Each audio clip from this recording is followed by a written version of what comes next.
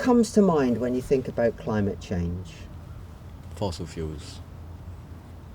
Burning fossil fuels is causing the CO2 levels to rise, which is causing the world to get hotter, the temperature to go up. It's not very good for us. Like, it can change our future, you know. Like, it could make it worse. And I reckon by scientists to say if we don't change our attitude, it will affect the whole planet and the ozone layer and things like that. Attitude needs change, that's all the way they'll get sort things out. Even if it's a small bit, if everybody done a small bit, things would improve. In the Cornbank area, where there were 5 cars in the driveway and nobody at home, so there must have been at least one more car associated with that household, and this is clearly unsustainable. It makes us think of like glaciers and ice melting and lots of animals in Arctic Circle losing their homes and their habitats. Lots of animals are like going extinct because they have nowhere to live. Yeah, climate change for some of them still just seems too far off.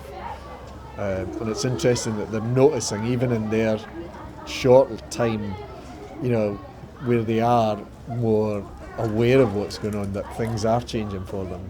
And it's like, it's not just here, it's like in Australia, like they had the big wildfires and like other places. And other countries like Australia and places in America like California, due to it being much hotter and drier, they're having loads of problems with wildfires, and it's been destroying loads of villages and towns.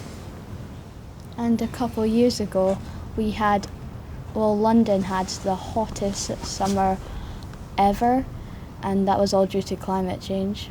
And it's like right now you probably wouldn't see a lot of plastic, but like in foreign countries, like they've got like landfills. Yeah, landfills. People like living in it because that's where they always were, and now they're just a dump.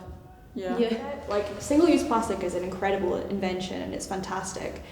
But we don't need things like millions of plastic bottles. We don't need like when you get an Amazon package or I buy from like Shein, you get like individually wrapped clothes, and it's like there's no need for that amount of plastic. It's like, for example, my dad got this paintbrush and it was like in this giant box, and like it's just ridiculous amount of plastic. And you also don't really realise how much plastic actually no, you don't. Stuff. Like, it's like packaging. Yeah. Also, the thing about plastic, you don't really realise how much of an impact it can be like on like the ocean, like sea animals, and I didn't realise how many like particles are actually in the water, because we can't really see them, but there's like loads, and like it affects so much of like the animals, even like birds that don't really live in the water. The $1,000 question is, who's going to change it? Well, see, this is the thing. It's like, is it up to somebody out there to do it? Or is it up for us to each go, oh, you know, I've got my own little bit to play here? Yeah. You've got to have a motivation to do it. And if it's feeling good or helping, you've got to be motivated to do something. Like, well, we complain about, but there's not very much that we can do. Yeah. So like the school's heating, so much like energy is probably wasted and money on like heating the school, because it's like the whole council controls every school's heating. So if it's on for one school, it's on for every school. Yeah. So if it's hot here and the heating's on, that's just a complete waste. Yeah. And then sometimes when it's cold, it's not on, but we don't have any control over it, which is a shame. And do you think people feel motivated to do anything for climate change? Well, if they go, I've seen them on the beaches that cleaning up. If they do that kind of thing, that's helping in the climate side of it. And it stops different animals from actually getting choked up with plastic now. I don't think they really think about climate change. They just want to, just don't like seeing a mess. A lot of people do. You know, I mean, that's not in the front of your mind. Climate change. Oh, they pick that up. Climate change. So there's a piece of rubbish. So they get rid of that. It looks terrible. Rather than thinking about the planet, you know. I think. Maybe I'm wrong. People are always going to have varying degrees of interest in any social issue, but I would like it to move to the norm, to be proactive and conscious about the environment and our impact on it. We only have, a certain amount of influence on what happens. In S1 there'll be people who have like pupil voice in council, but like when you're in S5 and 6 you have prefects and like student leaders and stuff, and then they're allowed to like, I know that prefects are just up and running now, but hopefully with the time people will be able to like have meetings with senior management in the school and just tell them, oh, this could be improved and this could be changed. So I feel like definitely just in school itself, as you get older you get more voice. So yeah, so I think we need to like, you know, not stop talking about it. Like, it's because last year when the protest, they got a lot of news publicity because like the amount of kids that, you know, weren't at school and went to the protest got a lot, and we shouldn't like stop talking about it, if that makes sense. That's one thing I noticed with Greta Thunberg. 1 minute she's all over the press, and then suddenly poof. And of course, you know, who's controlling the press? I feel like as well as partially a social media thing of like, as much as we can do great good with social media, it also means that we have the attention span of goldfish, and like we tend it's like teenagers like get bored easily. Like I feel we tend to move on from things really quickly. Like I don't think it's a surprise that the most popular social media app right now is one that only lasts your videos like 15 seconds, you know. But the good thing is that that app is now being used to impart information about things like climate change and Black Lives Matter and these other political things in a way that is digestible to young people. I want to keep, you know, the outrage up about it. The other thing that was interesting, and I suppose it's reflected in what's happening around the world at the moment, is how protest is becoming much more of a kind of focus for their attention. So they're seeing protest and they're seeing the benefit of protest.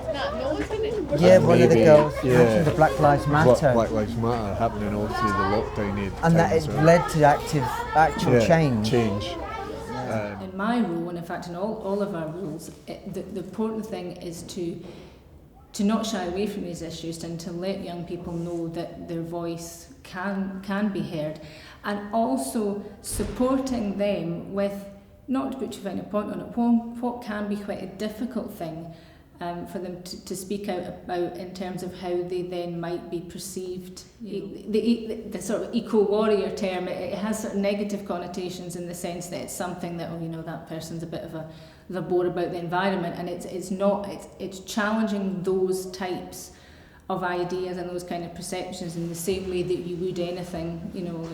Do you think there's anything different about Greta Thunberg to any other teenage person? I think she's got a voice. Sorry. I think it just gives us like a sort of like a kind of like a boost, I guess, to like kind of like speak out.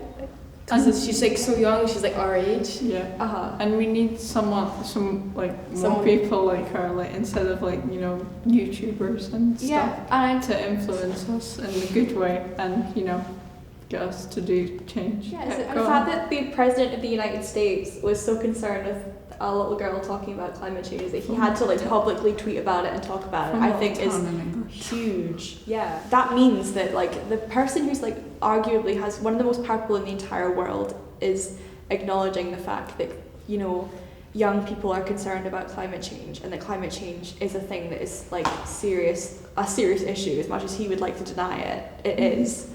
And the fact that he's even acknowledging that, I think, is such a good sign that, like, you know, she's made a huge like dent in, you know, getting into the public consciousness the fact that climate change is a massive issue. I keep being struck that we can't tackle climate change without tackling poverty. No, of course not. Sometimes I'm in the shop, I'm like, well, maybe I'll get something that's like more organic and stuff, but then I look at the price compared to like the price of something that's less environmentally friendly, and unfortunately, if like I have to think about money, I'm going to go for the cheaper option rather than the environmental option. Yeah, never good. Climate change it's a byproduct of capitalism, essentially, as is poverty. You know, we can't address one without the other. You know, in order to make it through the next 100 years, we need to create more robust communities, and what that means is that everybody feels safe, everybody feels supported, everybody feels they belong.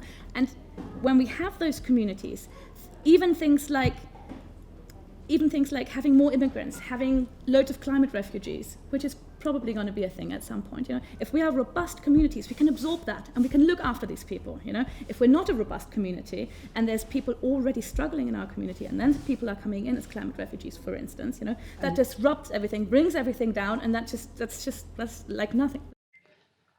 I was really struck by what Aglaya had said about the importance of community, how we can't fix all the world's problems, but at a communal level, we can really come together and make a big difference to the local environment. And I stumbled across Mark at Food, Facts and Friends. Mark and his team have been making a huge difference to many people in the Penicuik area and indirectly having a big impact on climate change. Yeah, people hand the stuff in, and then what we do is we just take it straight into here and then put it in, and then anyone can come in and help themselves. Last week. So because that doesn't have a Christmas theme to it, yeah, they're just basically, that would have been wasted. Yeah, yeah. I tell you what, it's like seeing stuff like that really makes you think about how much waste we make just to market stuff. I know. Yeah. I mean, it's absurd. This is just because the lid is open. Yeah. So and all they would have wasted that. Just simply because we won't eat this, because that lid is open. Yeah. They would have chucked that away. Yeah. Yeah. You know, we have to think a bit about what we're doing. Yes. And we don't do it because we see that, and I would go up and say, I'd pick the one without the open lid. Yes. I think there's something wrong with this. Yeah. Yeah. But perhaps there's something wrong with me. You know, because that I'm contributing. My attitude is contributing to that waste. Yeah.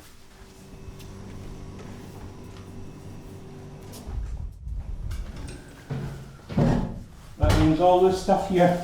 We're just gone to the bin. And you've got all these children's toys as well. Meerkats. Yeah. I can't believe they're chucking meerkats. Everyone wants a meerkat. It was part of, you know, when we were clapping for NHS. Oh, really? Yeah. Yeah.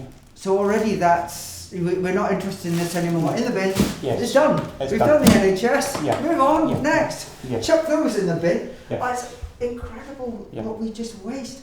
And we don't, like, as a consumer, I don't see that. No.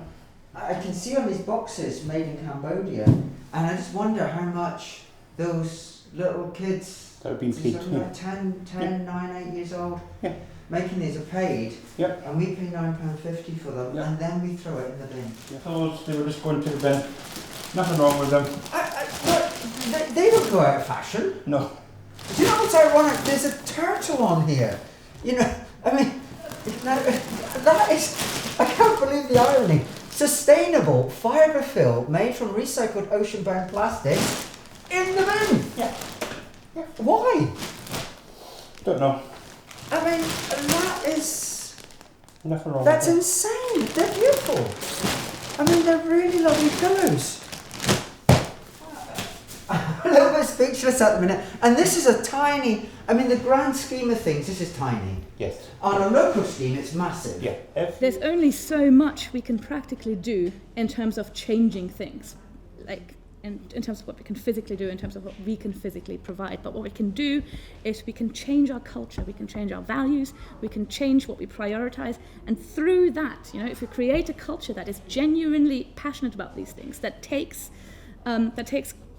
like climate positive values as a baseline, you know, that takes the understanding that nobody should have to drown in the English Channel as a baseline, you know, then we are able to put pressure on the people at the top, you know, who have billions and trillions sitting there doing nothing. We just need to get to a point where just nobody gets exploited, you know, people don't get exploited and the environment doesn't get exploited, you know.